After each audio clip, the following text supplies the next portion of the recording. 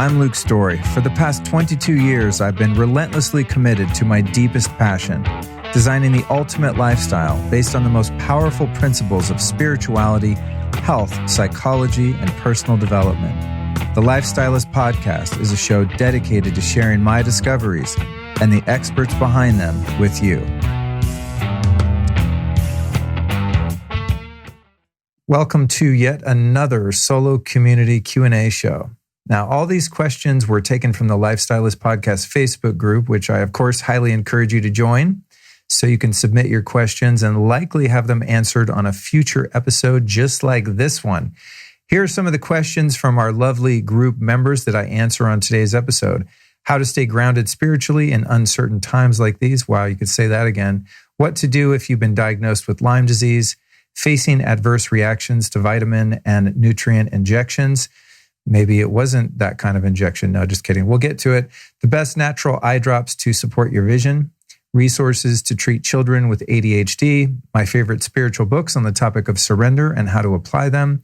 The best at-home colon cleanse. How to deal with power lines producing EMF close to your house. Natural remedies for tinnitus or ringing in the ears. The best Shilajit supplements and why. Rainwater harvesting and whether or not to use that water or well water in your home. And finally, the best low EMF air purifier. Now, before I jump in here, I always like to give my disclaimer that states nothing I say today should be taken for medical advice or otherwise. It's always best to check with a professional before making changes to your diet or lifestyle. So enter at your own risk. Don't sue me later because you put ozone in the wrong place or something. I'm just sharing my experience based on 2 decades or so of experimentation and optimization on body, mind, and spirit. Now, in addition to the Life Stylist Podcast Facebook group, I've got a lot going on Instagram, so I encourage you to follow me over there, at Luke Storey. That's LukeStorey. In fact, if you were following me on Instagram, you'd be watching this right now, hopefully on Instagram Live. And I'm just going to say, hey, what's up, Instagram Live? They're there right now. You know, I always like to cross-promote. Some people probably watch lives and don't listen to podcasts, and you're listening to this podcast, and you might not know that I'm a live stream fanatic, and I live stream anything and everything that I do that might be in any way educational, inspirational, or at least entertaining. Speaking of entertaining, next week's episode, Spiritually Sassy, How to Dance with Your Shadow and Free Yourself from Suffering with my friend Saw DeSimone. You got to tune in for that episode. It's going to be madness. Saw is a Buddhist meditation, spirituality teacher. He's a friend that has lived in New York for a few years and was on the show a couple years ago. Now he just moved out to Venice, California. So we've been spending more time together. And why not just record some of that time and make it a podcast? And that is, in fact, exactly what we did. And if you subscribe to this show, you'll catch that this coming Tuesday, again, with Saw DeSimone. Okay, let's go ahead and jump into the questions from the Facebook group. The first one is from Bryn. Hi, friends. Any tips on staying grounded spiritually during this ridiculous time? I like how she phrased that. I'm a new mom and find myself worrying about different things that could happen to my daughter as a result of whatever the heck is going on right now, i.e. forced vaccinations, lack of human connection, a masked society, etc. So thanks for the question, Bryn. And thank you for caring about your daughter and being a great mom. I think that question speaks a lot to your character and what your goals are. And in today's climate, I think staying spiritually grounded is really the only hope we've got. I mean, listen, kale is not going to save us on this one. Green smoothies, it's not enough, or whatever your thing is. Mine would be like great grass-fed beef from Belcampo. Whatever your thing is that you're trying to do for your body, all the biohacking, all that stuff. It's all fun and games, and it's novel and interesting, and it's great to have vitality and longevity in your life and to feel really good. Like hopefully most of you listening to the show do on an ongoing basis. But the spiritual part of life is all there is to life, in my estimation. So that's a great question. And in the times that we face right now, it is very difficult because there are so many forces seeking to derail us from our place of centeredness, right? And whether they're doing that on purpose or if it's just inherent to the chaos we see in the world, I find now more than ever, I have to stay committed to my spiritual practices. So I'm going to give Bryn here some basic advice on how to stay in your spiritual center. The first one, and this is advice, literally, like I'm going to look myself in this camera right here on my webcam and go, Luke, listen back to this episode and do this shit yourself. I'm giving myself advice here. Put a limit on your doom porn exposure.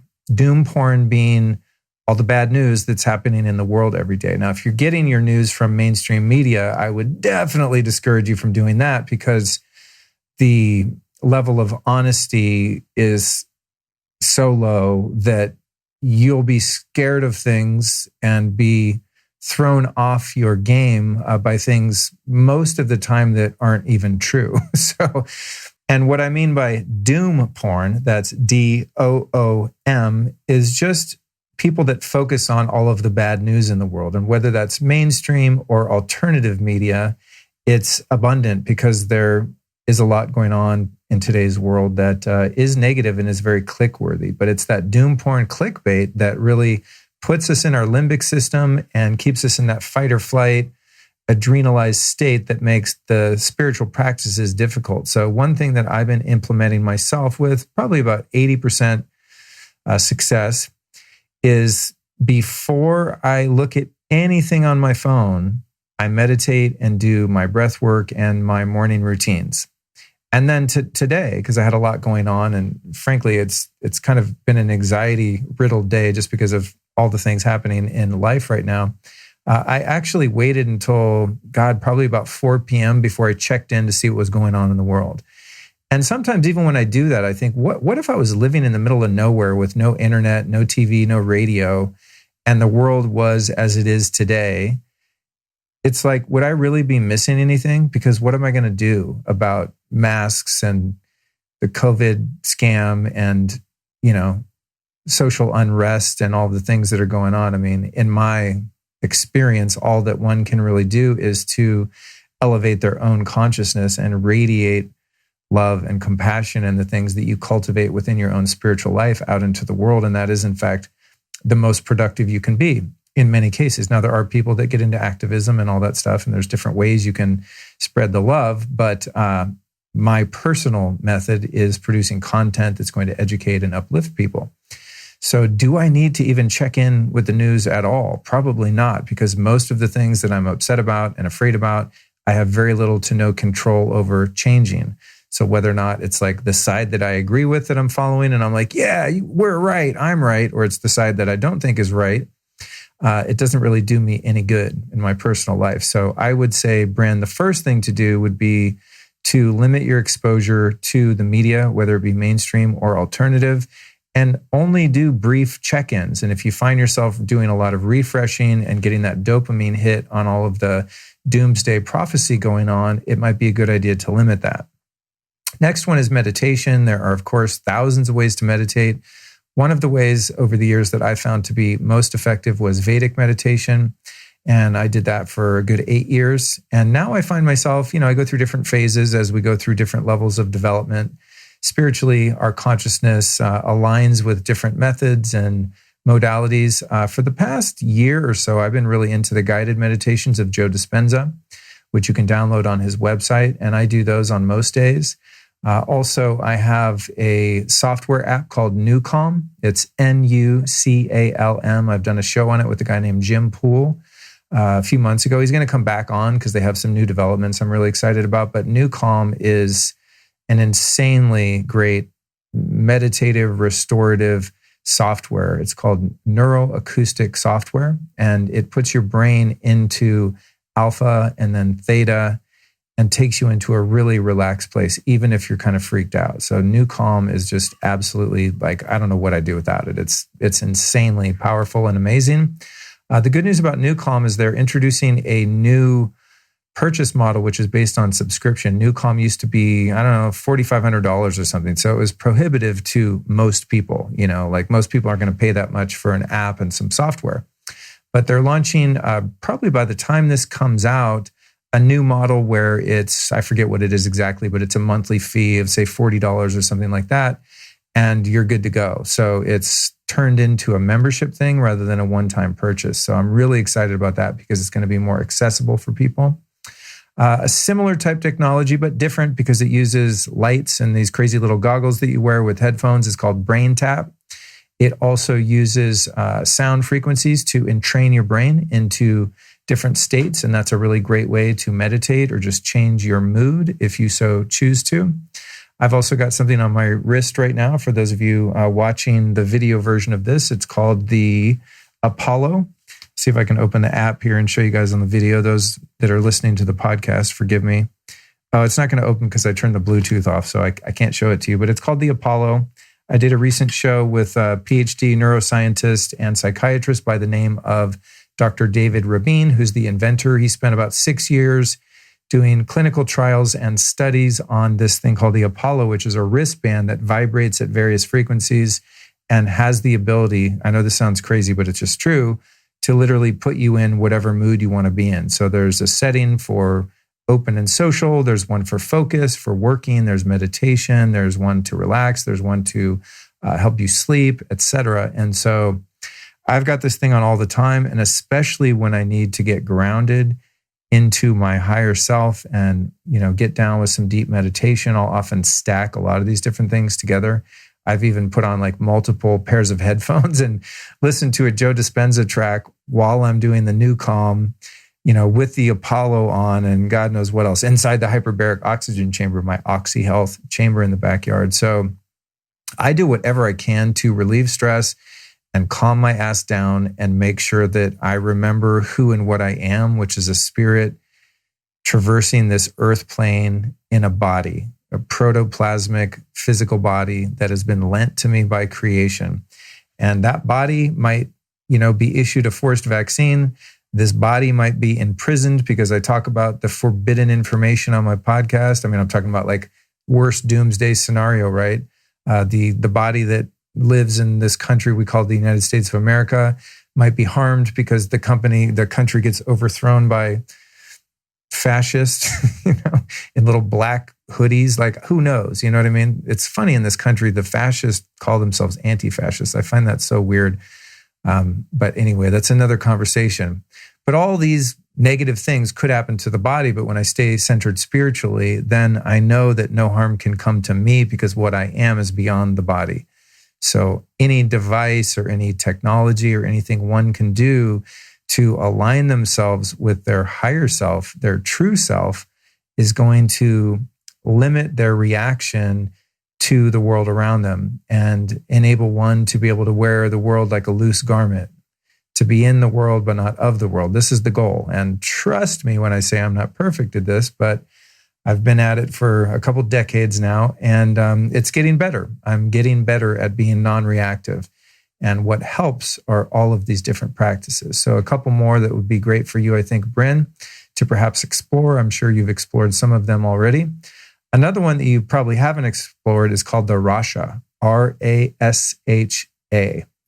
I recently did a recording on that down at Quicksmala, and it'll be coming out in the next few weeks. I can't even begin to explain the Rasha because it's so next level, but if you just look it up or find the link in the show notes and do some research, it is an incredible device that is used to elevate consciousness. They're quite expensive and not really even available for the public to purchase. So most people that own them are private owners that are healers or people that own healing clinics, consciousness clinics, meditation studios, that kind of thing. So the Rasha is definitely something you're going to be hearing a lot about from me because I was really impressed in the couple sessions that I did. Next one is Kundalini Yoga. You can do that online at Rama TV or Nine Treasures Yoga. And then breathwork, which is part of the Kundalini Yoga tradition, although they don't call it breathwork. It's just one of the many thousands of Kriya that are included in the different Kundalini Yoga sets. If you want an entry-level way to start doing breathwork, Wim Hof has an app you can download. I believe it's called the Inner Fire app, and it's a guided breathwork. And I do breathwork just about every day, especially if I'm feeling off my center. If I'm experiencing any kind of waves of depression or anxiety, if I'm not just feeling super happy, grounded, strong in my power, breathwork is a great way to make that happen. Next one is getting outdoors, man, especially getting sun. And if you know how to sun gaze safely, I would recommend sun gazing at dusk and dawn to balance your neurotransmitters and hormones and to put you in a really great mood. if your circadian biology is on point, it's much easier to stay grounded spiritually. And while you're at it, when you're outdoors, literally stay grounded. Get yourself some Earth Runner sandals that are grounded sandals, or go barefoot if you can do so safely. And it's also really important to be grounded when you are doing your sun gazing, which again, don't just try to do it. Learn how to sun gaze and then do it at dusk and dawn as often as possible. But it's really important to stay grounded because there's an electromagnetic reaction between you, your eyes, your skin, the earth, and the sun. And it's best to be grounded because, of course, that's how we've evolved naturally over time.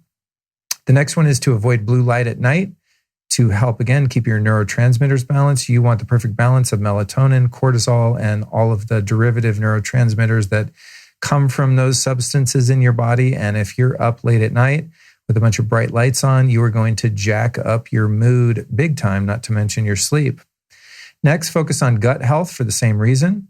And then finally, and certainly not the least in terms of priority, would be making quality sleep your number one job. A couple things I do to help facilitate that is I use a thing called the Ooler. They also have a device called the Chili Pad, which keeps the mattress underneath you cold and helps you sleep deeper. And then also tracking your sleep with the Oura Ring. And I find this to be really useful because I've been able to gamify my sleep, and I'm in like a competition with myself and sometimes with my biohacking nerd friends to see who can get the highest score. So it's like turning your sleep into a video game. That's with the Oura Ring.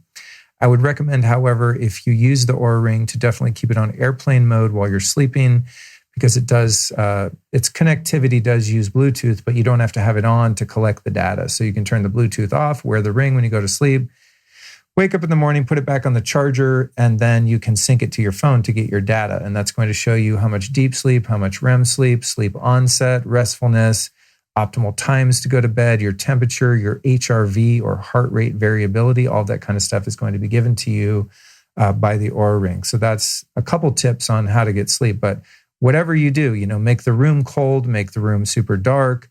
Don't use your devices after, 8 p.m. or after dark. Start to read, wind down, make love, get some cuddles, do all the things that relax your nervous system and prepare you to get good sleep. And that is the best way to set the foundation for your spiritual practices. Spiritual practices, in my experience, are much, much harder to keep up with, and it's much harder to go deep when you're sleep deprived and not resting and restoring your mind and body. Okay, next question from Samantha. She says, hello, smart people. And I love that she thinks people in the group are smart. Many of them are. That's why sometimes I go to answer these questions and I just skip certain ones because they've been answered so expertly by the people in the Life Stylist Podcast Facebook group. So she says, I've been diagnosed with long-term Lyme and I'm looking for ways or products to help me detox without ingesting supplements. I'm already doing that. Any suggestions? Thanks. Samantha, first off, my heart goes out to you. My mom has had what we think is Lyme for a long, long time. It's sometimes difficult to diagnose, but it has definitely been an absolute hindrance on her life and something I've been helping her work on for quite a while. And it's a tough one. I mean, I meet people sometimes here and there out in the field that have had Lyme and have gotten rid of it, but the people that have gotten rid of it completely are usually ones that caught it pretty quick. So if you've had it for a long time, as you indicated in your question, I'm not going to put into your consciousness that it's going to be harder. I'm just saying, I feel for you because Lyme is gnarly. It's really difficult for some people to overcome completely. Based on all the years I've been doing this and all the research I've done for my own dear mother, is energy medicine. And the first thing that comes to mind is something called the AMP coil, which you can learn about at depth on episode 98 and 173 of this very podcast. I'm going to be doing another episode on the AMP coil soon because the last ones I did were a couple of years ago and the technology has advanced further and they're helping even more people with Lyme. Now, they're not cheap. Last I checked, there were a few $1,000s. So if you can't afford one, definitely find a practitioner or private person or healer in your area that has one. If I had Lyme right now, that's the first thing I would do is I would find an AMP coil and I would start using it every single freaking day and do all of the Lyme protocol. And I've met many people personally face-to-face that had long-term Lyme, tried everything, nothing worked. They started using the amp coil and they fixed it straight up. Like I've asked people, like one-on-one, when I used to go to the amp coil summits up in Tahoe, I mean, there would be people getting up on stage constantly talking about how they got rid of their Lyme with the amp coil specifically. And I would go up to them afterward and be like, did you really? What happened? You know, and they tell me their whole story. And it's like, God damn, this thing works. And essentially the way it works is through PEMF, or pulsed electromagnetic frequencies. It's a Tesla coil essentially that's connected to an amplifier, which connects to a tablet that has a number of different software programs on it. And within the software programs are different frequencies that neutralize pathogens in your body, especially when they are transmitted through your body on a cellular level using the toroidal field of the pulsed electromagnetic frequency, or pulsed electromagnetic field, using the PEMF. So they take different Rife frequencies, made famous and some discovered by Royal Rife. Many people know them as Rife frequencies, and the amp coil delivers them through your body, your bones, every organ, etc., using that high-powered amplifier and the magnet. So it's pretty magical stuff. Next recommendation would be to look into going to Dr. Rashid Buttar's clinic in North Carolina. I was just in Mexico with Dr. Rashid for a week, hanging out, doing another podcast, which will come out soon. And he was telling me they have a lot of success with Lyme in his clinic. He told me that personally. And I have a friend that has cancer right now, unfortunately, and he's considering seriously going to that clinic as well. It's one of the most cutting edge alternative clinics in the world, and it just happens to be in the US, which is really cool. Next one you might want to look up is Dr. Frank Schallenberger. He's got a clinic up in Reno, and Schallenberger's done a lot of work with ozone. He's a pioneer in ozone therapy and treats a lot of people with Lyme. The other one is Dr. Klinghardt. Dr. Klinghardt is, I believe, based in Canada.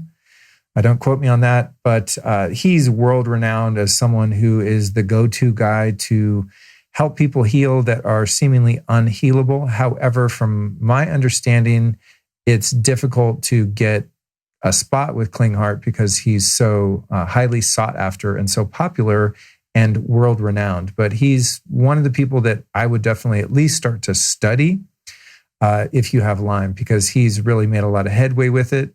One thing I know about him is that he won't even start to work with someone until they have shielded their bedroom of all EMF. So over his many years as a clinician, he discovered that he would be working with people. He tried everything that he would normally work for him to heal someone of all kinds of different things that are supposedly incurable. And then he would discover that they had really high EMF levels in their home.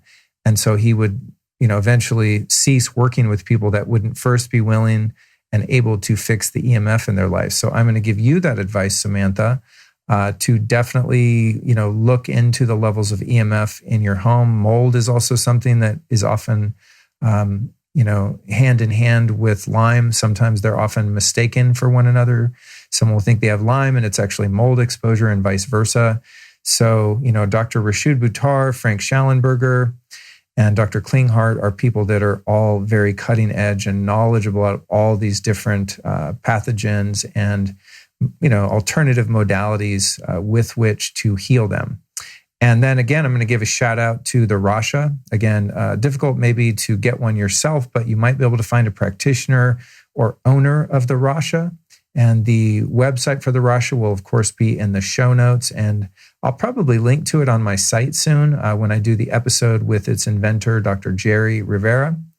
The Rasha is incredible. I mean, if you look on their Instagram right now, it says, reversing autoimmune, Lyme, Alzheimer's, autism, cancer. Like it says that on their Instagram. And if you know anything about the FDA and making medical claims, people are very hesitant to make medical claims. And I don't know if it says, treat, heal, what verbiage they use exactly. But I've heard, like the amp coil, anecdotally, many stories of the Rasha having incredible results with people with all sorts of different issues. And another thing I'll add about Dr. Rashid Buttar's clinic in North Carolina is they now have a Rasha machine there. And Rashid told me that they use it in their practice for just about everyone that comes there ill, especially people with cancer. I didn't ask him about if they use it with Lyme, but I'm guessing they probably do because like the amp coil and the biocharger and some of these frequency or energy medicine devices, one thing that the Rasha does is transmits different healing frequencies into your body using a scalar field or magnetic field or inert noble gases and what's called a plasma chamber. Really geeky stuff, but this is all going back to Nikola Tesla technology, suppressed technologies. These are devices and modalities that the medical establishment does not want you to know about because if they work, they're out of business. You know what I'm saying? If you get healed by energy medicine, you don't need drugs anymore. And that's a really bad business model for big pharma. Every time I talk about big pharma, I'm thinking, man, they're going to kick me off the internet. But it's just true. I'm going to go down fighting, man. I'm going to go down espousing what I believe to be true at any given moment. So that's what I would recommend for our dear friend Samantha with the Lyme issue. Next up is Carly. And Carly says Luke referenced eye drops that he used to help his vision when he was having problems with it. And I can't recall what they were. Does anyone know? I'm in need. Yes, Carly, I was doing some Russian peptide drops in my eyes. I don't have the name in front of me because on the bottle it's in Russian. And although I am maybe 1/8 Russian, I don't speak or read the language. I found out about them from one of my peptide geek friends, and I was able to find some of these drops on eBay, and they did help a lot. Now, I know that's not helping you, but hold tight, I will. Because they were from eBay, I felt a little bit sketched about them. You know, when you're putting something in your eyes, it's not like you want to experiment with some bootleg shit. So, I mean, they helped my eyes. They felt great, but they were also kind of expensive and, you know, difficult to really vet the sellers on eBay of these Russian peptide eye drops. However, when I was recently again at Quixmala, I was there with Dr. Buttar, Dr. Jerry from the Rasha, and also Dr. Robert Slovak. And Slovak is the guy that brought Quinton minerals, Quinton C minerals, to the US. They were invented by a man named Quinton, who was French. And these are a diluted and purified C mineral solution. And Robert Slovak, who of course, you know, is coming on the show soon. Well, he's been on the show. His episode's coming out soon. And we talk all about water and water purification, filters, RO, distillation, bottled water, plastic, deuterium, hydrogen, all the things. It's like going to be the be all end all of water shows. But we were talking a lot about the Quinton minerals, and they are just absolutely insanely cool. He was telling me about, I'll get back to the eyes, by the way. He was telling me of one study they did where they, and I know this is kind of sad, but it was an animal study, and they essentially bled, I forget if it was a dog or a pig, bled the animal out, not hurting it, you know, not like torturing the animal, but just basically started to do a transfusion, and they took all of the blood out of the animal and replaced it with the Quinton C mineral solution, the isotonic version, which is the one that's got the salt removed from it, et cetera. And that animal lived with this isotonic solution replacing its blood. I mean, it's insane. So what it is really a C plasma, which is why it can, well, why they did. I'm not making the claim that you should do this, but it's my point is that it's incredibly bioavailable, and you know, like with I'm thinking biodynamic. What's the word I'm looking for? Bioidentical, like with bioidentical hormones. Well, Quinton C minerals are bioidentical to your body, and so any fluids in your body, from blood to tears, would be able to coexist, if not be replaced, by this isotonic version. And again, this is not the hypertonic version of Quinton C minerals, which is very salty and would act in your eye just like ocean water would, meaning it would sting. It wouldn't likely hurt you, but I'm not signing up for it. You can find the Quinton C minerals, which are not meant for your eyes, by the way. You drink it. You can find it at lukestorey.com/store. And what this stuff is a seawater solution that's collected from plankton blooms deep in the ocean and then purified. So it has all of the trace elements and minerals essential, frankly, to all life on Earth. And our future podcast guest, Robert Slovak, is the one that taught me this trick just like privately, like, oh, because I said, oh man, my eyes hurt. They get so dry. And he's like, oh, dude, I got you. And I swear to God, it's insane. So I just got a big bottle of Visine and I emptied out all the toxic Visine and I sucked up a bunch of these Quinton minerals, the isotonic version. And now I use that as eye drops. And I turned it on to my brother, Cody Allen Storey. You can follow him on Instagram, Cody Allen Storey, my younger brother. And he's had a lot of problems with his eyes since he did LASIK. They're always dry. He has to walk around with these eye drops. He's putting them in every 5 minutes. He's a hot mess. So I gave him a bottle. And 2 days later, I was like, dude, how are your eyes? He's like, oh my God, my eyes aren't dry anymore. So this is my new thing. I'm totally into this. And it's completely safe and amazing and awesome and affordable. And it's just insane. So Robert Slovak's episode where you can learn about the Quinton minerals is going to be number 313. And that is published November 3rd, 2020. He's an absolute water genius. And we do a deep dive into the Quinton minerals for their ability to assist with fertility and tons of other applications. And it's a very well-studied supplement. It's not snake oil. It's real stuff. I mean, it's absolutely incredible. And it turns out one of the applications is putting it in your eyes. And you can also use it as a nasal spray too, which I haven't gotten around to yet.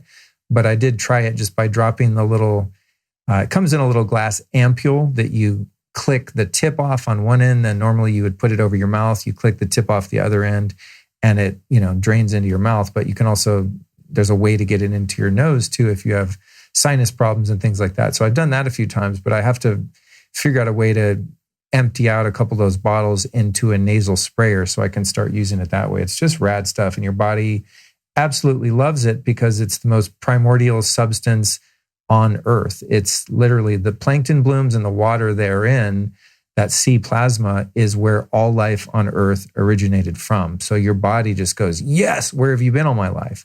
The long and short of it is that those minerals used to be in our soil because the Earth used to be covered by the ocean in many, if not most places at different times. And those minerals were deposited and they then became part of the food chain. But because we've ruined the soil, we don't get those minerals anymore. And the Quinton minerals is where you get them. So that's my Quinton spiel. I've been into this stuff for years. I just never knew. I was just like, yeah, it makes sense. I read a little bit about it. And once I talked to Robert, I'm like, oh, damn, this is an everyday thing for the rest of my life. It's just absolutely fantastic.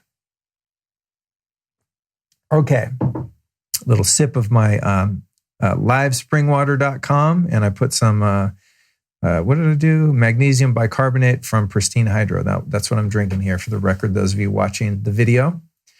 All right, let's see how we're doing on time here. All right, we're 33 minutes in. And so we should be about right. I like to keep these at an hour. So that's an indication to me that I'm going to have to speed this up a little bit.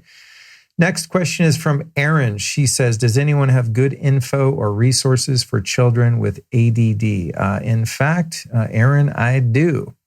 And the most effective natural treatment I'm aware of is called Neurofeedback. And I've done a lot of this training myself to help actually with my focus. I've never been diagnosed with ADD or ADHD, but I have had issues with my brain over the years for a number of different reasons. EMF exposure, drug abuse early in life, et cetera.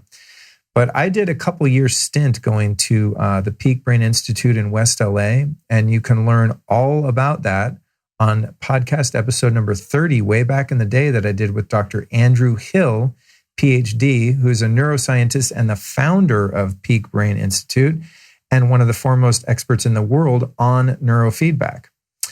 So I would look up Peak Brain for sure. They do remote training where they ship you the equipment, teach you how to do it at home, et cetera. You could do that for your kid, assuming that it's your kid you're speaking of. And there are also other practitioners of neurofeedback all over the world, and many of them are great. I just personally have limited my experience to Dr. Andrew Hill. So he's the one that I would trust and definitely get recommendations, if not treatment from. This modality has actually been a huge part of my healing over the years, including a week-long training I did at something called 40 Years of Zen, which is Dave Asprey's clinic when it used to be in Sedona. It was at a neurofeedback clinic there called BioCybernaut, and he took it over for a period of years. They had two locations. Actually, I think one was in Vancouver and one in Sedona. And Dave developed a very special training there to up the level of alpha brain waves that you produce, hence giving you the experience of a 40-year Zen meditator in 1 week. And so I went and did that a few years back, and it was incredible. Now Dave has opened up his own clinic apart from the BioCybernaut clinic, and that I believe is in or around Seattle, Washington, in the US of A. And it is still called 40 Years of Zen, but from what I understand, he's taken it to the next level and has integrated supplementation and all sorts of other modalities that help your brain. So if I was a parent with a kid right now that had ADD, I would be calling Dr. Andrew Hill immediately. And then probably if I had the cash, last I checked, it was around 15 grand for 40 Years of Zen for a week. But I would throw my kid in there real quick. That would be my, my personal choice if I had to make that decision. And just a little background on neurofeedback. And again, go back and listen to number 30, but it's a non-invasive way to retrain your brain to manage brain waves. So to increase certain brain waves at certain times and to decrease other brain waves. So you essentially teach your brain how to behave like you want it to by getting hooked up to all these electrodes that read your brain waves, and then essentially doing what looks from the outside like watching a video game. That's how most neurofeedback is. So there's a visual stimuli that you're paying attention to that then causes your brain and your brain waves to respond in a certain way. And that feedback, that biofeedback mechanism, is what teaches your brain to up-level or down-level certain brain waves. And that's how it has such a profound effect on not only ADD and ADHD, but is also extremely effective for PTSD. In fact, it's one of the most effective things for PTSD, especially for veterans. Many veterans have used and continue to use neurofeedback as a means by which to recover from that post-traumatic stress disorder. It's also great for mood, memory, focus, and just high performance, which is why I was doing it. The first rounds of neurofeedback I did at Peak Brain LA improved my sleep scores by like 40%. I mean, it's insane. It's a very, very cool and very well-studied and valid alternative therapy. So I'd look into that. Next question is from Penelope. She says, this is a funny one, kind of, not really, because Penelope suffered, but just the way she worded it. She said, I had a B12 shot at the pharmacy yesterday, and I usually feel great afterward. I feel like they gave me a flu shot instead. I'm like, oh my God, I don't even want to know what a flu shot feels like, but I bet it feels horrible. And she said, the receipt says B12, but this feels really crappy. Anyone else experience such a thing? And so my answer to this is kind of a non-answer. I'm just like, wow, that sucks, first off. And I've never had any adverse reaction to injectable nutrients, with the exception of doing NAD IVs at Next Health here in LA. And it's not adverse in the sense that I feel sick or feel like crap, as Penelope has indicated. But when you get an NAD IV, it can really cause your stomach to kind of cramp up. It's a lot of energy for your body to take on all at once. But other than that, I've never had an adverse reaction to any injectable nutrients whatsoever. So I can't speak to that. Even when I do my own NAD, subcutaneous injections, meaning I shoot it in my abundant belly fat about 5 days a week, that will sting a little bit, but it never makes me feel sick or anything like that. So I've not had that happen, but I will say that, every human body is extremely sensitive, and we're not only made up of physical molecules, but also energy, and the energy that comprises all the molecules that make up the protoplasm that we call a body. And the world is completely insane at the moment. So there's energetics of astrological influences, where the moon is at one given time, where you might be in your cycle, where your hormones are, where your neurotransmitters are, something that you ate, mild food poisoning, dysbiosis in your gut. So just because this seemed to be triggered by getting a B12 shot doesn't necessarily mean that it was an adverse reaction to the shot. There's just too many variables. And with that, in closing, I'll say, thank God you were smart enough to not voluntarily get a flu shot. Next question is from Maggie. Looks like we have a lot of females in the group today. Oh, there's a Caleb and a Brett. Oh, no, it's a Brett with one T. That might be a female. But it looks like it's ladies' night. It's night here. It's ladies' night tonight. So here we go. Maggie says, does anyone remember the books Luke often mentions about the concept of surrender? And man, if there's one thing in my life that has changed the game more than anything, it is learning about and applying the spiritual principle of surrender. I did it about 180 times already today before even getting on the microphone here. And one of the things I had to surrender to was that I had a deadline for this particular solo show, and I was not in a headspace to be like happy podcast host guy at all today. And I just had to surrender to the fact that this has got to get done, or you're going to make other people's lives difficult. The people, my producers at Create Media. When I don't make my deadlines, there's a whole cascade, shitstorm, domino effect that affects other people negatively, and I don't want that to happen. So even though I didn't feel like doing this today, I had to surrender to the reality that it had to get done, or the consequences were going to be consequences that are affecting other people. So here we are. And of course, as it turned out, like every time I surrender to something, it turned out better than I thought it would. And I'm having a great time. It's been the best thing I've done for my mood all day, to actually sit down and look at these questions and do my best to be of service to the listeners to this podcast. So surrender to me, before I get onto the two books, looks a little something like this. Because many people hear surrender and they think that you're going to be a doormat or become passive or be Pollyanna and pretend like there's, no problems, or that if there aren't any valid solutions to those problems, et cetera. It feels non-proactive, especially to your more yang energy folks, right? To me, surrender is acknowledging that the circumstance I find myself in at any given moment is not the one I would have chosen. It's not desirable.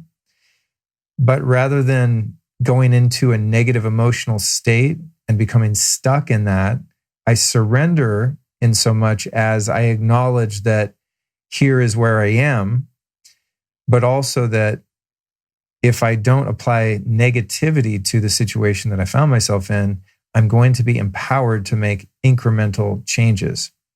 So it's like if I walk out in front of my house right now and I try to start my car and the battery's dead, surrender doesn't mean that I just lie down on the sidewalk in the mud and just lie there and cry and not do anything about the dead battery. Surrender means as I notice the battery's dead and I see that frustration, that fear, that anger, that I'm going to miss an appointment, it's going to cost me money, whatever it is that the mind is going to present to fight that situation, that I become aware of that tendency, as the mind is a negativity bias. So it's always looking for the pain, man. The mind loves pain because it loves to chew on something, just like a pit bull loves to chew on a piece of rope. It's just what the mind does. It wants to find something wrong and obsess about it. So surrender to me in that moment would look like, okay, battery's dead. It is what it is. I'm going to just breathe and just pray a prayer of surrender into acceptance of the current circumstance.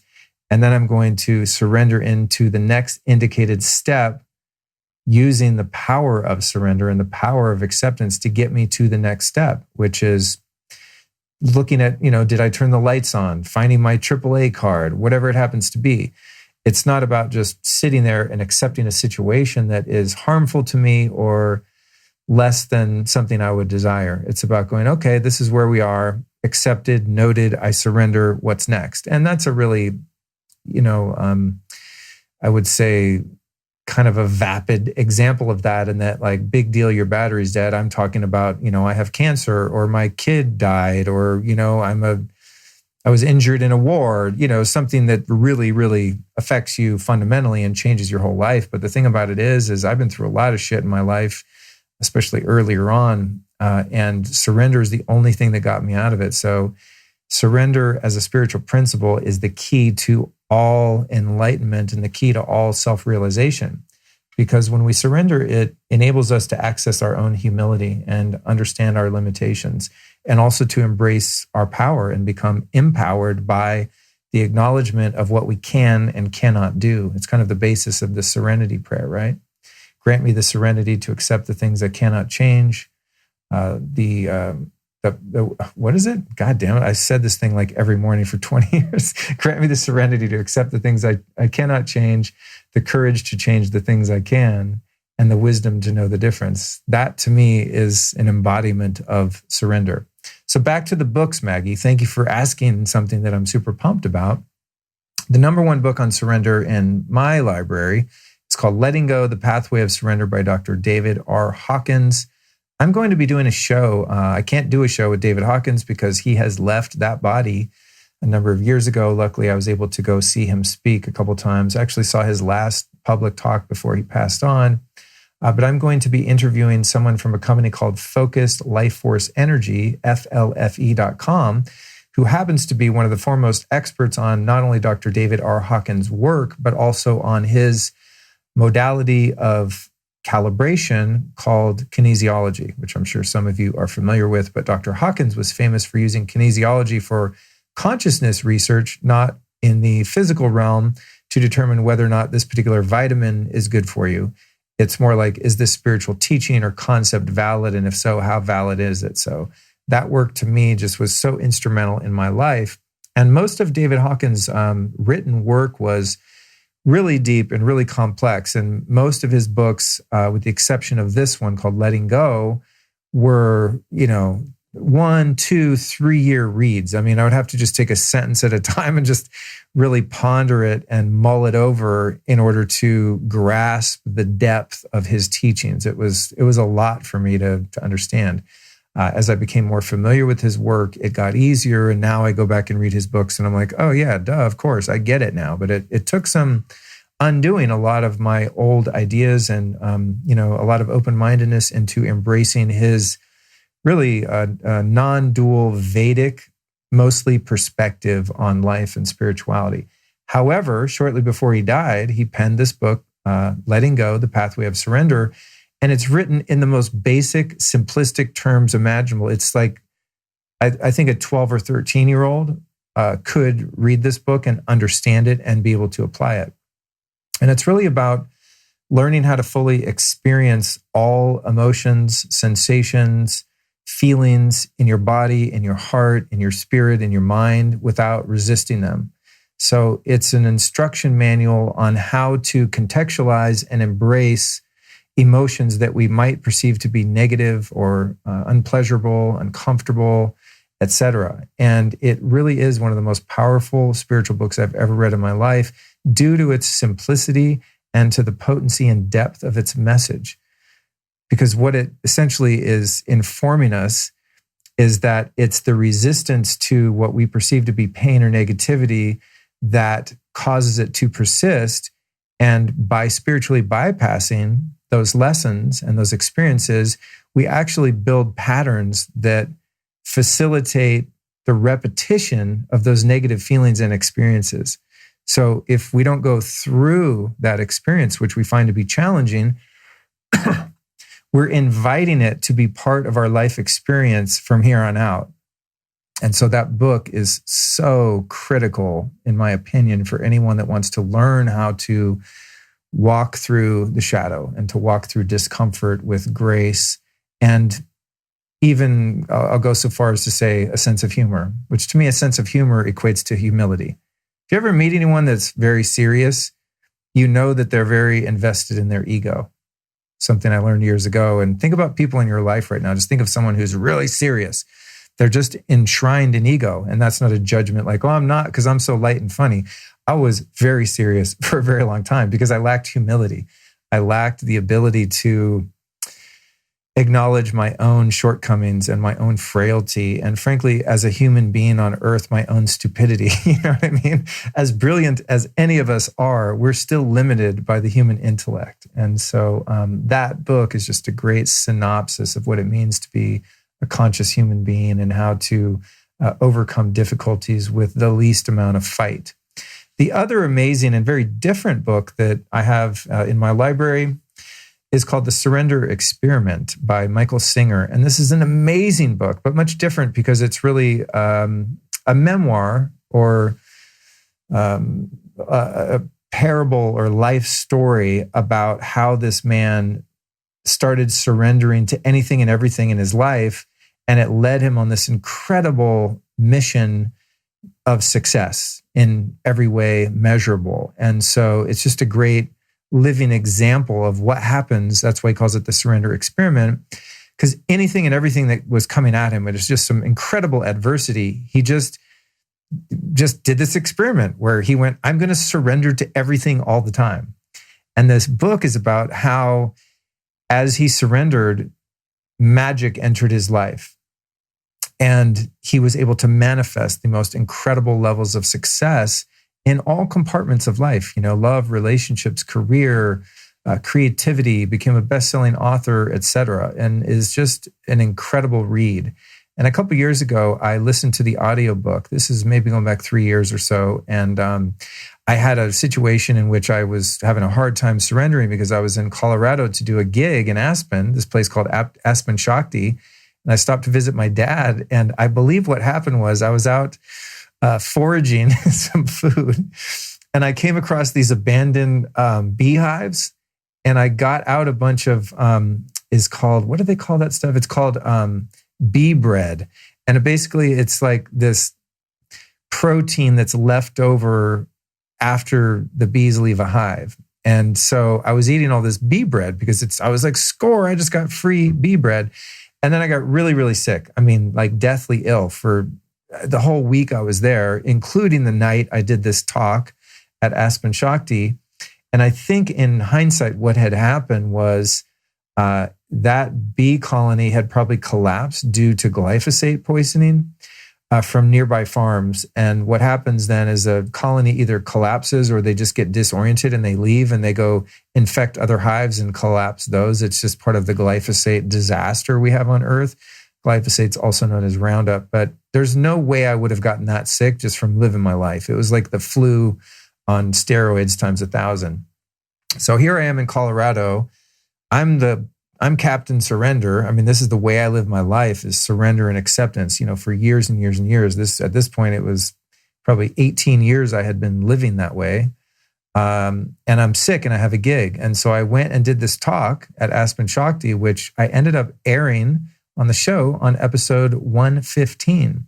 And I talked for probably 90-minute talk, maybe 2 hours, about my, at that time, 18, 19-year journey deep into the surrender process. And that's what that whole episode was about. So there you go, Maggie, with a couple great books on surrender, my personal perspective and experience with it, and also a podcast you can go refer to if anything that I shared about my relationship with surrender resonated with you. Again, that was episode 115.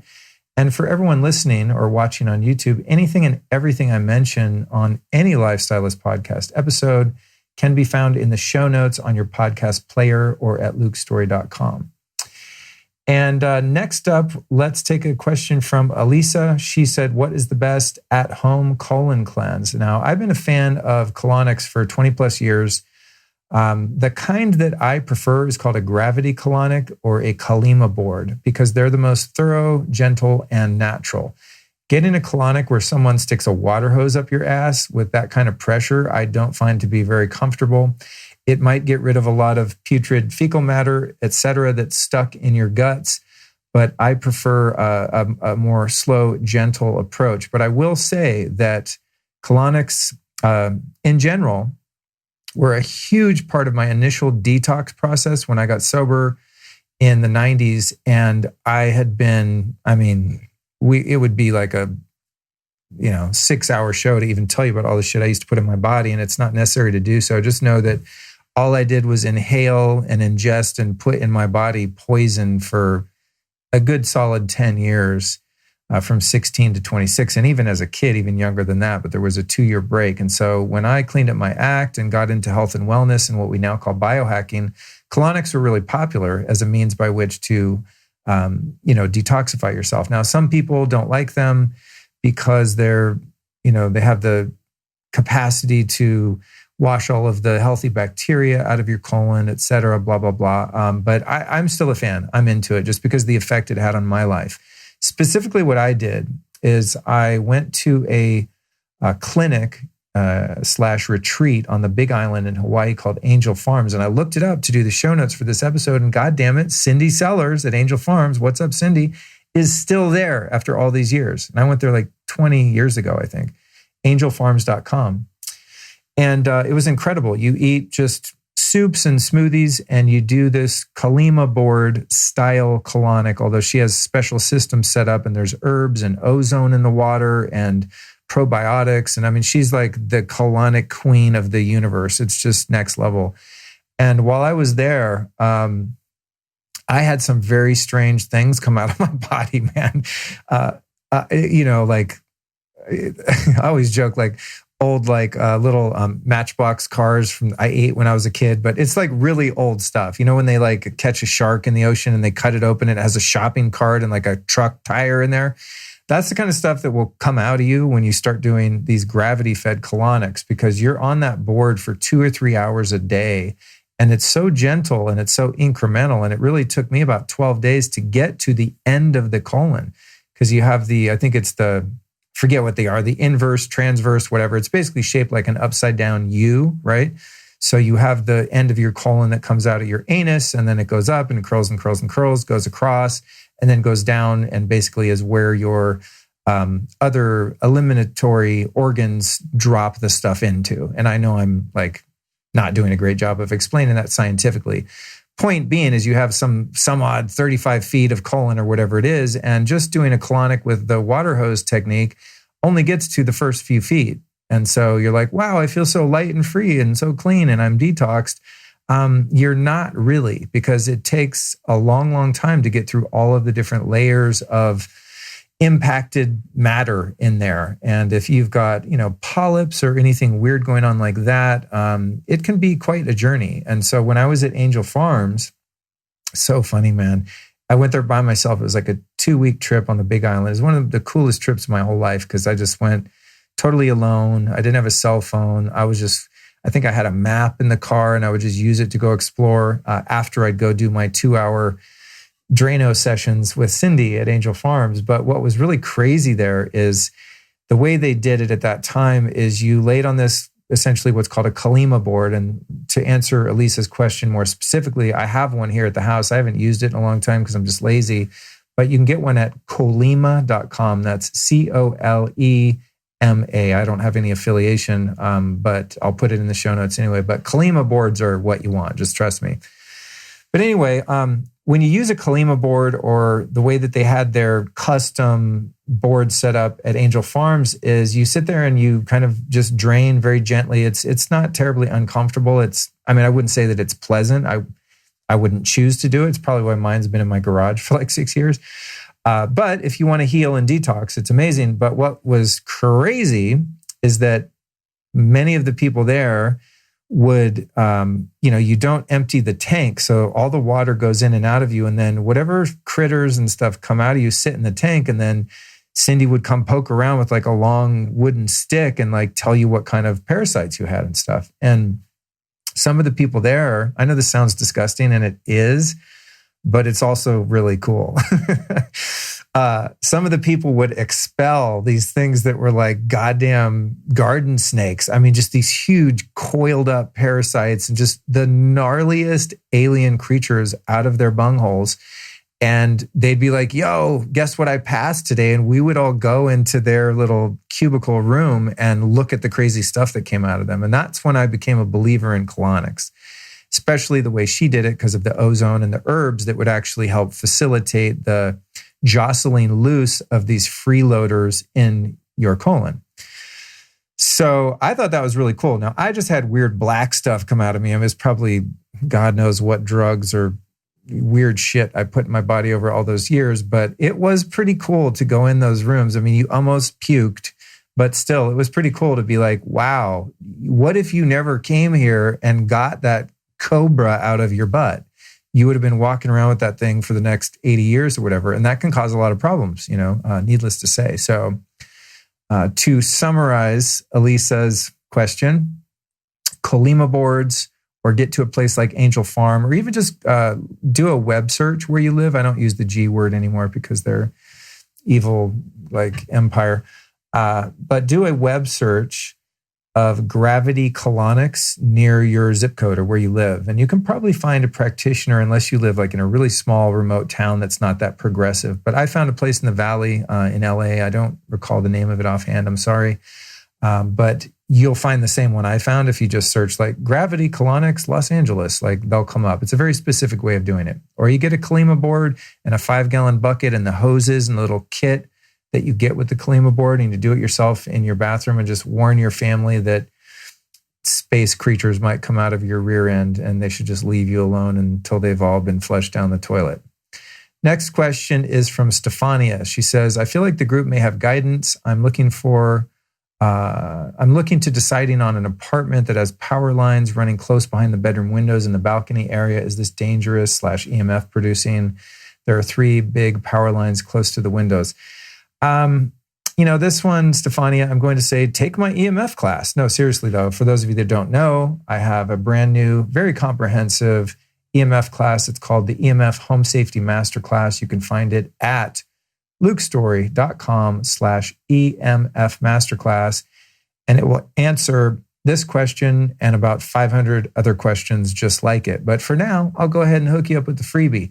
It's really difficult to say, Stefania, if the levels of EMF in your home are getting higher because of those power lines. Not all power lines are created equal. Depends on what your building's made of, how far away they are. But what you're typically going to find is a magnetic field that's being created around power lines. Now, high tension power lines, those ones that you see way out in the middle of nowhere, they're like 3 stories, 4 stories high.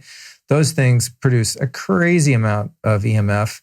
So I'd never live near one of those. But for example, I have in front of my house just regular little, it's like a little 2-lane street. So we just have residential power lines, I guess you could call them, on old wooden, phone poles, right?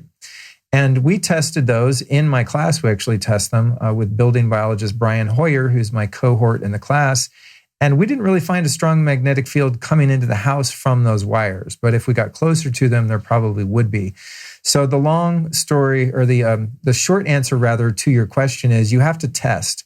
And I would recommend getting a professional building biologist over to your house to do that testing. Trying to do it yourself could be problematic. If you're unable to do that or don't want to do that, you could get something called a tri-field meter. I've got them on my site. We'll put them in the show notes. And you can get an idea if that magnetic field is really strong going into your home. And if it is, I would highly recommend not living there. Like, you do not want to live next to EMFs, especially any EMFs in the bedroom. That's ground zero where you want to start with your mitigation strategies when it comes to EMF. Because here's the deal. When you're sleeping, your body's supposed to be in a parasympathetic nervous system state and doing one thing and one thing only, and that's rebuilding all the damage that you did to yourself while you were awake the day before. So if your body is still in defense mode, fighting off these frequencies of the various types of radiation you could be subjected to while you sleep, your body's not doing the job that it's supposed to be doing, A, and B, your body's getting injured while it's supposed to be healing. So EMF in the bedroom is a huge issue. And this is not, a scare tactic to freak people out. It's just based on my personal experience. The EMF is, I don't want to say more important than the food you eat, but blue light and EMF are, to me, as personally, as important as the food you eat, like straight up. So, and I'm not saying that so you take my course. It's not going to have an impact on me whether or not anyone listening to this takes my $149 EMF course. It's great if a bunch of you do, but it's not my main driver of revenue as a brand, just to be transparent. But it is something I felt people needed, and that's why I put it out. But whether or not you take my course or not, Stefania, I would definitely not live anywhere with high EMF. And if you do, get someone professional to come test it and fix it immediately, especially in your bedroom, in your kid's bedroom, or where you spend most of your time. Next one is Tana. She asks, does anyone have any natural remedies for ringing in the ear, otherwise known as a tinnitus? And I've always called it tinnitus, but then when I hear anyone else say it, they call it tinnitus. Then I feel stupid for calling it tinnitus. So I'm switching right here in this moment, and I'm going to call it tinnitus, as weird as that sounds. And my answer to this one is, drum roll please, I have no goddamn idea, Tana. My ear right now is ringing like somebody just hit a goddamn crash cymbal in it, or one of those Chinese gongs, and it's just like, whee, and it doesn't stop. And it would drive me crazy if not for this one solution. The solution that I applied to this until someone goes into the quantum field and comes back with an answer in the form of a technology, supplement, modality, practice, etc., is I just ignore it. I don't talk about it. I don't think about it. I don't ask questions about it. I don't give it any energy. And as long as I don't give it energy, I'm able to ignore it and forget about it. As I just read this question, in fact, just to demonstrate that principle of, where attention goes, energy goes. As soon as I read that question, I was like, oh my God, my ear's ringing. What's wrong? I was brought back to that uncomfortable sensation that's like, oh, there's something in my brain that's been jarred and it's having this reaction, so it's hearing things that aren't actually there, which is this high-pitched ringing. It's super annoying. My dad has a really bad case of it in both ears, and it drives him freaking crazy. And when I tell him, Dad, just ignore it, he probably wants to punch me. But I think that's the best solution any of us have come up with. I'll close that question by saying, if there's anyone listening to this show that knows a legit, now I repeat, legit way to ease the tinnitus, please let me know. Hit me up on a DM on Instagram, join the Facebook group where these questions came from. Let us all know in there. Tag Tana when you get in the Facebook group.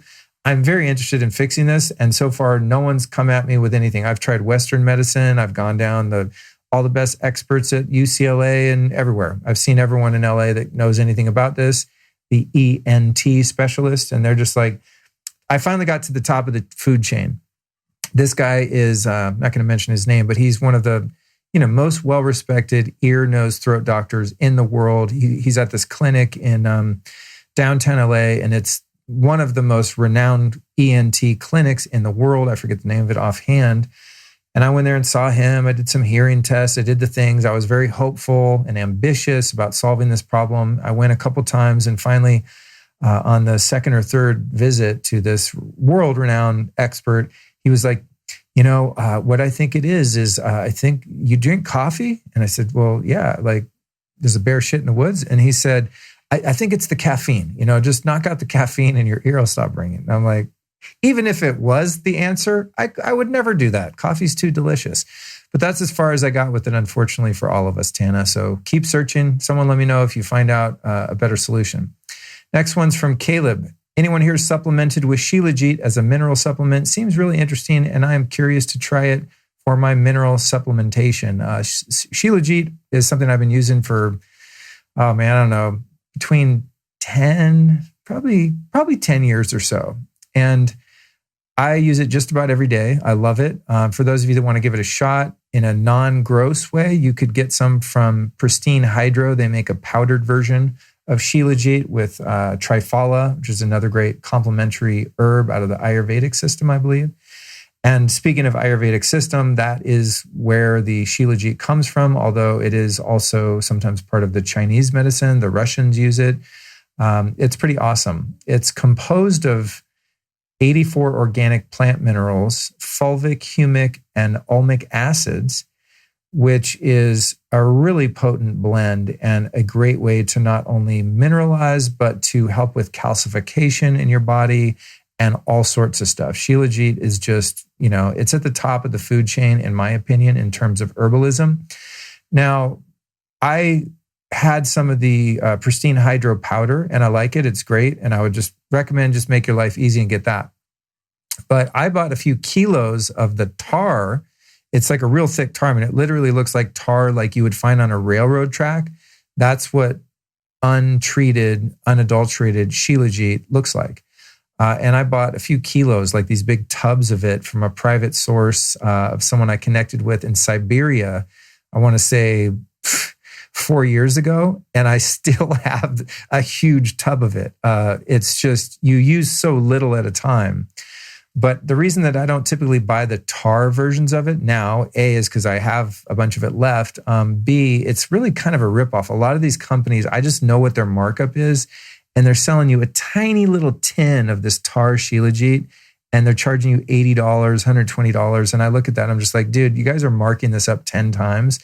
And that just pisses me off because it's just greedy. So that's why I recommend just get the Pristine Hydro powder as a starter, and I'll work on finding a non-ripoff version of the tar. And when I do, I'll put it on the site. But it's definitely a great source of minerals, and even more so that fulvic acid is really good stuff, and it's hard to get in your diet.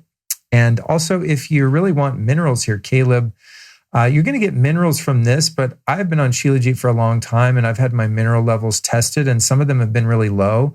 So I don't know if this alone is a way to truly supplement minerals in a way that is bioavailable. So I'm going to go back to the Quinton C mineral solution that I talked about earlier. And I would definitely recommend that you get on that in addition to Shilajit if you really want to boost up your minerals, which to me is really important because that's what fuels our electric body. Like it runs on electrolytes, right? That's why they're called electrolytes, minerals. So that's what I would do because it's not about how many minerals you eat. It's about how many assimilate. And when you're taking synthetic minerals in the forms of pills, it has the tendency to throw your natural balance off because they're not in their natural form. They're often synthetic. So that's why I like the Quinton C minerals and the Shilajit, because you're just getting something that is found in nature that's unadulterated. It's just as it is. Well, the C minerals are purified, but they're not concentrated or synthesized or anything like that. It's just literally ocean plasma. It's amazing. But for magnesium, because we're so low on magnesium, that is the one thing that I do supplement that has some synthetic forms in it. It's called Magnesium Breakthrough. You might have heard me talk about it on the show. They're one of our sponsors. That's not why I'm talking about it right now. I don't think I get paid by them on this episode. But that magnesium is the coolest magnesium I've ever found because it has 7 different forms and they're all bioavailable and like 1 pill a day and you are rocking and rolling with magnesium. It's absolutely incredible. Next one's from Brett. He says, for those of you not on city water, do you prefer well water or rainwater harvesting for reasons such as drinking, overall health, bathing, hair, skin, etc.? I'm just going to say, Brett, this is a huge topic and I could do a bunch of solo shows about this, but I'm just going to give you the fast answers because I've done so much content answering your specific question a bunch of times and I'm going to direct you there. You probably just haven't heard those shows because they're back in the feed a ways. So first answer is I would take your tap water after it's filtered because you're never going to do anything with your tap water unless it's filtered and filtered well.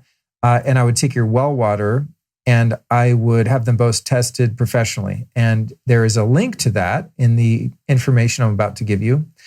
I would be concerned about rainwater due to acid rain. There's tons of acids in rainwater that you do not want in your body, and also residue from geoengineering or aerosol spraying, otherwise known as chemtrails, which are not a conspiracy. If you still think they are, you probably want to stop listening to this podcast. It's not for you. I'm just telling you. For those of you that want to learn why I feel that way, you could look at just one site. It's called geoengineeringwatch.com. And if you have half a brain in your skull and you spend an hour on that site, you're going to be like, oh shit, chemtrails are real. So that's the end of that conversation. But if you don't believe they are, feel free to listen to the show. You're just going to get triggered a lot because I'm talking about them all the time and I'm very concerned about them. But rainwater is full of a bunch of crap. And so I wouldn't do anything with rainwater personally. Well water could have any number of metals or other contaminants. So again, you want to just have them both tested. And if you're going to use any kind of tap water for anything, it's best to have it filtered. For bathing, I would say anything is better than city/tap water. But for drinking, you got to really have a great strategy with any of the ones that you mentioned, in my opinion. And I'll leave you with this. You can listen to 6 hours of audio and video content I did on an episode trilogy starting on episode 129 with Daniel Vitalis. So it's 129, 130, and 131. It's called Water Wars, the Trilogy. And there's 3 podcasts in a row that are a few hours of content. It's very comprehensive.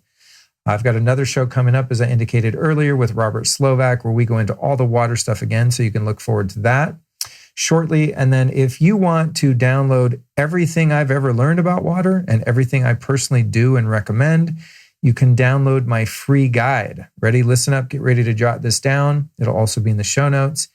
You'll find the Ultimate Water Guide by Luke Storey at lukestorey.com/129. That's lukestorey.com/129. Download the free Ultimate Water Guide. It's a PDF. It has everything I've ever learned in there. It's incredible. You can also use your phone, if it's a US phone, to text the word The Water Guide to 44222. So go to lukestorey.com/129 or just text the word The Water Guide, all one word, to the number 44222. And then go ahead and go back and listen to the Water Wars trilogy again, starting with episode 129. And all of that information will be linked in the show notes. Last question here, folks. All right, we're at an hour 15. Once again, I put too many damn questions in here, but we're just going to rock and roll. This one's from Macy. She says, hey, gang, did we ever get to the bottom of a low EMF air purifier? I did a show on air purifiers recently, so scroll back in my feed. It's in the title. I forget the number at the moment. She says, I did a quick group search, meaning the Facebook group, and I'm looking for some clarity. I live in Denver. Yoo-hoo, that's where I was born, girl. Due to the fires, we currently sit at the number 5 worst air quality in the world. Welcome to the shitty air club, girl. I think LA's probably still got you beat. Also, any advice on maintaining good respiratory health is greatly appreciated. The whole household is feeling super blah. Yeah, man, let me just tell you what. Air purification in the home, top priority, air and water. You got to have clean air and water, and dumbass humans like us and those that came before us have polluted the planet. I'm actually not going to say that out loud. But when it comes to issues of the climate, there's things that I believe in and there's some that I don't. But I definitely believe humans are polluting the hell out of the planet, especially the water and the air. I'll go ahead and say it. I just don't happen to believe that the earth is hotter because humans are on it. I believe that the sun makes the earth hotter. It's called solar flares. Do some research on it. There's also a film called The Great Global Warming Swindle, and it explains the whole thing. That said, I'm all about nature, the climate, the environment. I want to do everything I can to save all living things on the planet, especially in your own home. And that's why you can definitely count on me for having 3 air purifiers in my house. My water is as clean as it gets. I mean, I'm hardcore. I do not negotiate with air and water. But it is really hard to weed through all of the marketing BS when it comes to air purifiers. So what I have here in the house is I have 2 Austin Air HEPA filters downstairs, and that gets pet dander and dust and just funk out of the air. I have one here in the studio right next to me, the Austin Air Junior, I think it's called. Then I have a big one in the living room because we have a dog and a cat in here. Not trying to be breathing their skin dust all day, etc. And then in the bedroom, I found what is finally the most badass air purifier I've ever owned, and it's called the Air Doctor. And I love this thing. Super easy to clean. It even has auto mode, so if your air is dirtier, the fan turns on higher. It's got an indicator when it's time to change the filter. The filters are cheap and affordable. And best of all, it even has a button that lets you turn off the blue light on it. It's called the dim mode. So at night, it doesn't jack me up with the old blue light. And a lot of technologies suck because they make a bunch of blue light on their little LEDs. So heads up to Air Doctor. And you can find the Air Doctor on my site and in the show notes. But what I like about it is not only does it have a HEPA filter, which gets out the big particles like my Austin Air, all the dust and dander and all that, but it also filters out mold, bacteria, and viruses, which is super cool. So it's creating a really clean air. And that's why I keep it in the bedroom, because when me and my lovely Allison sleep, I want us to be breathing the cleanest air possible. Now, in terms of Macy's question, she wants one that doesn't have EMF. To me, I don't really care about the EMF on the air purifier because I don't keep it next to the bed. It's like way across the room. Now, if it has Bluetooth or Wi-Fi, that's a problem. But the Air Doctor does not have Bluetooth or Wi-Fi. You just plug it in, has an on and off switch. So when it's on at night, it's producing, I'm sure, a magnetic field, within a couple feet, probably an electric field within a couple feet, but it's probably, I want to say 6 to 8 feet away from my feet at the foot of the bed. And I could even put it further if I measured it and it had EMF, but you shouldn't have anything plugged in anywhere near your bed anyway, ever. We keep our cell phones on big badass batteries. Actually, for the YouTube folks, I'll show you mine. I have it sitting right here. Forgive the racket. Those of you listening, it's called Rav Power, RAV Power. And it was probably, I don't know, over $100 or something on Amazon. And this bad boy powers our cell phone. So I turn off the circuit breakers in our bedroom at night. I mean, the lady wasn't that excited about this, but she loves me, so she's willing to put up with my hijinks. I got her one of these batteries.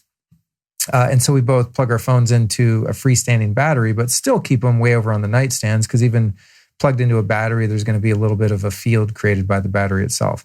That said, the point is, Doesn't really matter what air filter you get, as long as it's a good one in terms of the EMF, because you're not going to keep it by your bed if you're a loyal Life Stylist Podcast listener and you take my warnings to heart. So that's what I would recommend there. Macy, thank you so much for your question, and thank you to everyone for your questions. This was kind of a doozy of a solo show, man. I always think that the questions are going to be fast and I can put 10 of them in there. And every time I'm like, well, there's actually more to the answers than I thought. So thank you so much for joining me. If you made it to the end, I really appreciate you. And again, I'd encourage you to join the Life Stylist Podcast Facebook group and also follow me on Instagram, which is where I spend most of my time on social media. I do tons of stories. And as I said, I'm live streaming this conversation right now. And what I just noticed that's weird in this moment is that Instagram is still going. They must have extended the time for which they allow you to broadcast a live. That's so interesting. Good for you, Instagram. If anyone Instagram is listening, good job, because it was super annoying when Instagram lives would end at 60 minutes and then I'd have to reach over and restart it in the middle of a live podcast. So follow me on Instagram and you'll get to watch all of the episodes and interviews and everything I do live stream all the time. And it's a really fun place for me to interact with people. And I like to get to know the people that listen to the show. And when people interact with me on Insta, that's how I learn about y'all. So please do that. Again, a shout out to our upcoming episode this Tuesday with Sadie Simone, Spiritually Sassy, How to Dance with Your Shadow and Free Yourself from Suffering. That is one of the most fun and funny, freaking hilarious ass shows I've ever done. So please tune in and check that out. Simone's a good friend and amazing guest. Let's go ahead and thank our sponsors. We've got Juve that do the incredible red light therapy. I've got one sitting next to me here. I just demonstrated it for our friends on Instagram that were curious. And you can find your Juve red light therapy at juve.com/Luke. That's JOOVV, juve.com/Luke. Enter the code Luke at checkout and you get some kind of a free gift. I don't even know what it is, but it's better than not using the code Luke at checkout, I'm sure. Next up, our friends at SirThrival.com. If you've listened to any of the former episodes with my friend Daniel Vitalis, he is the founder of SirThrival, and he is no stranger to the best health products in the market. When you get over to SirThrival.com, my top recommendations right now would be the colostrum powder. That stuff is freaking amazing, dude. I use it in my coffee every day. It's just out of control. And then, of course, the pine pollen, which is great for testosterone production for men and women, by the way. They've got an amazing CBD that's very bioavailable and also a CBD product for pets that my pet eats every day. So SirThrival is just super, super high vibe, high integrity company, the best products ever. SirThrival.com is going to give you 10% off if you use the code STYLE10. Our last sponsor on today's episode is Just Thrive. And speaking of my pet, Cookie, my little dog, I give her the new Just Thrive probiotics every day, one capsule. And man, she's doing really well. I give her, what do I give her? I give her the SirThrival CBD, the Just Thrive probiotic. I use the Ion Biome, Zach Bush's product, which is a fulvic mineral thingy that helps seal the gut lining and heal the gut and helps protect against glyphosate exposure, et cetera. And what else do I give her? There's one more thing. Oh, it's the C60 from 360 Health, Ian Mitchell's company, who was on the show. It's a C60 molecule. So my dog is hella biohacked, and Just Thrive helps make the gut health possible. You can find that and the human probiotics and many other great products at justthrivehealth.com. If you use the code Luke15 at justthrivehealth.com, you're going to save 15%. And with that, my friends, I think we're done. Thank you so much for joining me on today's solo episode, number 305. I'll be back at you on Tuesday with Sadie Simone. Cheers.